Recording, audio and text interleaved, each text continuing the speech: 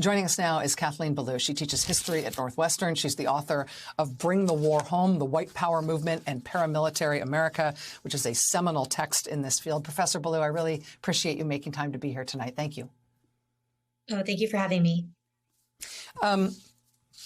I want to ask you about my job in my role in this, and the role of our conversation about this, because I feel like one of the things that I've learned from your scholarship and from the field in which you've contributed so much is to understand that when you get ultra-right, violent, and white power movements adjacent to people with real political power, yes, it may be worth looking at how they influence people with real political power. But one of the perhaps more immediate impact is that it tends to supercharge and promote and help do their work these people who are on the far, far ultra right. And I don't want to be part of that. I don't want to amplify this guy's message, but I feel like Trump just put him in a new level of the sort of stratosphere in terms of his political influence. Absolutely. And we can talk about that without saying his name or directing people to his websites or anything like that. I think the issue here, if we step back a moment from sort of the news cycle part of this and think about how it sits in a broader historical context, is that this is an activist that Trump is claiming not to know, even though this person was involved in the Unite the Right rally in Charlottesville in 2017, was involved on January 6th. This is a longtime player. The claims not to know who he is are, specious at best. But the bigger point here is what this kind of a meeting unlocks for the future. Because I think the only place I would take issue with your opening monologue, which was excellent as always, but is the idea that this movement would like Trump to be the dictator. I mean, they'll take him because he's there, but Trump is not the point. The point is the seizure of power. The point is the white ethno-state.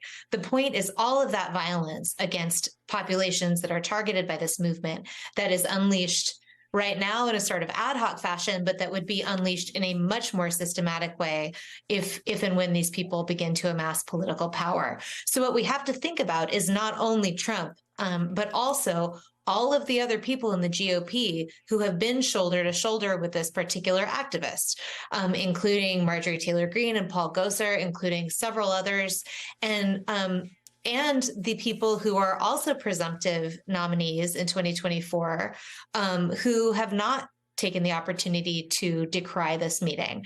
I saw that Mike Pence did eventually today, and okay, perhaps there's a delay because of the holiday weekend, but the fact that the GOP is not coming out full-throatedly against this is a notable escalation in how much they are allowing extremist politics to shape the party.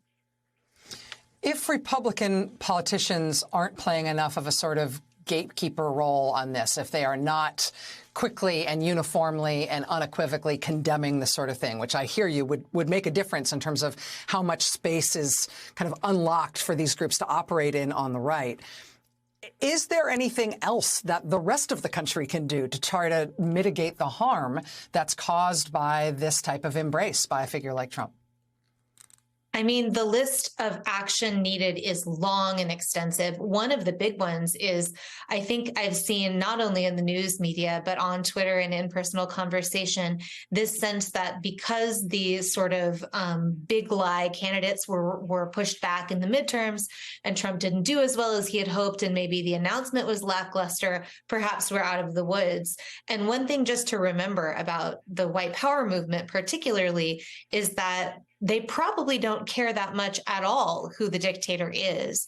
Trump being out of power would not stop this groundswell. This is now a social problem that we all face, regardless of what's going on in sort of, what did you call it? World one, planet one of normal politics as usual. Whatever is going on over there, we now live in a world where these activists are emboldened. They're showing up to pride parades and school board meetings. They're targeting our communities. There are acts of violence like the ones in Buffalo, but also much smaller and equally devastating acts of violence very regularly in our society. This is going to take a full-scale social response that is not just about politics. It's about, do we care about harm to one another or do we accept it?